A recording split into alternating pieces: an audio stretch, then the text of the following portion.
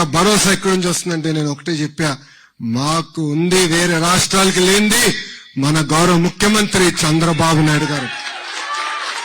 ఈరోజు గూగుల్లో పెట్టుబడి కానివ్వండి, ఆర్సిలర్ మిత్తల్ పెట్టుబడి కానివ్వండి, టీసీఎస్, కాగ్నిసెంట్, సలపురి సత్వ, ఏఎన్ఎస్ఆర్, రెన్యూవబుల్ ఎనర్జీలో పెద్ద ఎత్తున పెట్టుబడులు కానివ్వండి, ఏ రంగంలో తీసుకున్నా కూడా ఈరోజు పారిశ్రామికవేత్తలు ఆంధ్ర రాష్ట్ర వైపు చూస్తున్నారంటే దానికి కారణం మన గౌరవ ముఖ్యమంత్రి శ్రీ నారా చంద్రబాబు నాయుడు గారు. ఒక మాటలో చెప్పాలంటే ఆయన చాలా రేర్ పీస్, యూనిక్ పీస్. నేను మా నాయకులందరినీ ఒకటే చెప్తా, ఆయన్ని మనం బ్లైండ్ గా ఫాలో అవ్వాలని. ఎందుకంటే ఆయనకు విజన్ ఉంది. ఆయన ప్రపంచం రాబోయే 20 సంవత్సరాలు ఎక్కడికి వెళ్తుందో ముందు చూపున్న వ్యక్తి. ఆనాడు పెద్ద ఎత్తున ఇంజనీరింగ్ కాలేజీలు తీసుకొస్తే ఎగతాళి చేసిన వారు ఎంతో మంది ఉన్నారు. హైదరాబాద్ ఎయిర్పోర్ట్ నిర్మించడానికి 5,000 ఎకరాలు కావాలంటే ఆనాడు చాలా మంది ఎగతాళి చేశారు. ఈ రోజు చూడండి హైదరాబాద్ ఎయిర్పోర్ట్ ఏ స్థాయికి వెళ్ళిందో. ఇంతేకాదు, ఎర్ర బస్సు రాని ఊరికి ఎయిర్పోర్ట్ అవసరమా అని గతంలో ఎగతాళి చేసిన వారిని చూసాం. ఈ రోజు అక్కడనే భోగాపురం ఏర్పాటు నిర్మించిన గొప్ప వ్యక్తి చంద్రబాబు నాయుడు గారు. 1995-96లో ఆయన ఐటీ అంటే ఆనాటి ప్రతిపక్షంలో ఉన్న వారు కంప్యూటర్ అన్నం పెడుతుందా అని అడిగిన వారు ఈ రోజు అదే కంప్యూటర్ మనందరికి అన్నం పెడుతుంది. ఆయన విజన్ తోనే మన రాము చెప్పినట్లు ఈరోజు మనందరం ఈ స్థాయికి వస్తాం జరిగింది.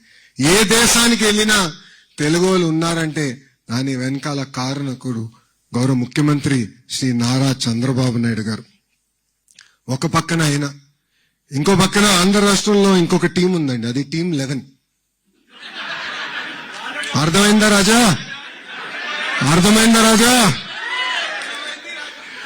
అదొక ఏడుపు గొట్టు టీము. వాళ్ళకి ఏడుస్తాం తప్ప ఇంకేది తెలియదు. పెట్టుబడులు మేము తీసుకొస్తా అంటే ఏడుస్తారు. సింగపూర్కి వెళ్ళి పెద్ద ఎత్తున మేము అక్కడున్న మంత్రుల్ని, పారిశ్రామికవేత్తలు కలిస్తే ఆంధ్ర రాష్ట్రానికి రావద్దని ఆ ఏడుపు గొట్టు టీము ఈమెయిల్ పెట్టే పరిస్థితి. ఇంతేకాదు, కొన్ని కంపెనీలు కలిస్తే వాళ్ళు కూడా ఈమెయిల్ పెడుతున్నారు ఆంధ్ర రాష్ట్రానికి రావద్దని. కానీ గౌరవ ముఖ్యమంత్రి చంద్రబాబు నాయుడు గారిని చూసి ఆ కంపెనీలు వస్తే మటు క్రెడిట్ తీసుకోవాలనుకుంటున్నారు. క్రెడిట్ చోరీ అంటారు. ఈ టీం 11 మోహన్ చూసి ఎవరైనా వస్తారా ఆంధ్ర రాష్ట్రానికి? వాళ్ళకి క్రెడిట్ ఇవ్వాలండి. కోడి కత్తికి క్రెడిట్ ఇవ్వాలి. బాబాయిని లేపేసిన క్రెడిట్ ఇవ్వాలి. తల్లిని చెల్లిని మెడబెట్టి బయటికి గెంటేసిన క్రెడిట్ ఏడుపుగొట్టు టీంకి ఇవ్వాలి మనందరం. అంతేగాని ఒక్క వ్యక్తి బతికేదానికి 700 కోట్ల రూపాయలు ఖర్చు పెట్టి విశాఖపట్నంలో ప్యాలెస్ నిర్మించే క్రెడిట్ ఈ ఏడుపుగొట్టు టీంకి మనందరం ఇవ్వాలి. నాకన్నా మీకే బాగా తెలుసు రాబాయ్. గతంలో కోడిగుడ్డు మంత్రిని మీరు డావోస్కి ఎందుకు వెళ్ళలేదంటే అక్కడ చాలా చలిగా ఉంది, మేము డావోస్కి వెళ్ళలేమని చెప్పే పరిస్థితి మనందరం చూసాం. ఎంత చల్లగా ఉన్నా, ఎంత వేడిగా ఉన్నా తెలుగోల కోసం అహర్నిశలు కష్టపడే ఏకైక వ్యక్తి గౌరవ ముఖ్యమంత్రి శ్రీ నారా చంద్రబాబు నాయుడు. ఈరోజు నేను గర్వంగా చెప్తున్నా, మీరు వేదిక మీద చూడండి, ఆయన నాయకత్వంలో ఒక యంగ్ బ్రిగేడ్, యంగ్ టీం పనిచేస్తుంది. నేను ఎన్నోసార్లు చెప్పా, మా అందరికీ అదొక అదృష్టం. 5 దశాబ్దాలుగా ఆయన రాజకీయాలు ఉన్న వ్యక్తి, అన్ని చూసిన వ్యక్తి, ఒక అద్భుతమైన మెంటరింగ్ మా అందరికి వస్తుంది. నేను గతంలోనే చెప్పా, మేము అందరం మిసైల్ లాంటి వాళ్ళం, కానీ మిసైల్ కి జీపీఎస్ లేకపోతే చాలా ప్రమాదకరమైన పరిస్థితి. యంగ్స్టర్స్ వేదిక మీద ఉన్న ముగ్గురం మేము మిసైల్స్, గౌరవ ముఖ్యమంత్రి చంద్రబాబు నాయుడు గారే మా అందరికి జీపీఎస్. అందుకే ఆయన నాయకత్వంలో మేము పనిచేస్తూ ఈగోలు లేవు, ఎలాంటి ఫీలింగ్ లేవు, ఒకే ఒక లక్ష్యం. ఆయన ఏ విజన్ అయితే రూపొందించారో అది సాధించేదానికి మేమందరం అహర్నిశలు కష్టపడుతున్నాం. ఈరోజు వాస్తవంగా చెప్పాలంటే చాలా మంది నన్ను అడిగారు ఆంధ్ర రాష్ట్రానికి ఎందుకు రావాలని. వాళ్ళకి నేను 3 కారణాలు ఇస్తా. మొదటిది బ్రాండ్ సిబిఎన్. 5 దశాబ్దాల అనుభవం ఉన్న నాయకుడు గౌరవ ముఖ్యమంత్రి శ్రీ నారా చంద్రబాబు నాయుడు గారు ఎన్నో పాలసీస్ తీసుకొచ్చారు. It stood the test of time and politics. అందుకే రండి పెట్టుబడులు పెట్టండి అన్నాం. రెండోది స్పీడ్ ఆఫ్ డూయింగ్ బిజినెస్. ఒక జూమ్ కాల్ అనండి, ఒక వాట్సాప్ మెసేజ్ అనండి, అహర్నిశలు పారిశ్రామికవేత్తలకు అందుబాటులో ఉంటూ వాళ్ళకి ఎలాంటి సమస్య లేకుండా ఈ పెట్టుబడులన్నీ గ్రౌండ్ చేసే లక్ష్యంతో నాతో పాటు మన టీజీ భరత్ గారు పనిచేస్తున్నారు. ఆ స్పీడ్ ఆఫ్ డూయింగ్ బిజినెస్ వల్లనే ఈరోజు పెద్ద ఎత్తున ఆంధ్ర రాష్ట్రానికి పెట్టుబడులు వస్తున్నాయి. మూడోది డబుల్ ఇంజిన్ సర్కార్. భారతదేశంలో ఎన్నో డబుల్ ఇంజిన్ సర్కారులు ఉన్నాయి, కానీ కేవలం ఒకే ఒక ఆంధ్ర రాష్ట్రంలో డబుల్ ఇంజిన్ బుల్లెట్ ట్రైన్ సర్కారు ఉంది. ఢిల్లీలో గౌరవ ప్రధానమంత్రి నరేంద్ర మోడీ గారి నాయకత్వంలో ఆంధ్ర రాష్ట్రంలో గౌరవ ముఖ్యమంత్రి శ్రీ నారా చంద్రబాబు నాయుడు గారు ఒక పక్కన, ఇంకో పక్కన నాకు అన్న సమానమైన పవన్ అన్న, ముగ్గురు కలిసికట్టుగా ఆంధ్ర రాష్ట్రాన్ని ముందలు తీసుకెళ్తున్నారు ఒకే ఒక లక్ష్యంతో. ఇప్పటికీ చాలా నష్టపోయాం. ఆంధ్ర రాష్ట్ర విభజన జరిగి ఇప్పటికీ 12 సంవత్సరాలు అయింది.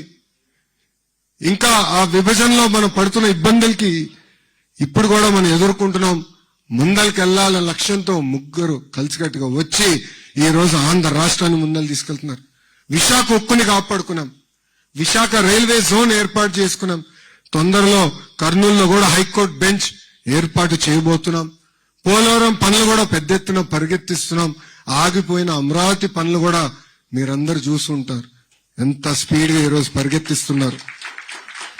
వాస్తవంగా చెప్పాలంటే రాష్ట్రానికి అవసరమైన ఆక్సిజన్ గౌరవ ప్రధానమంత్రి శ్రీ నరేంద్ర మోడీ గారు మనకి ఈరోజు అందిస్తున్నారు.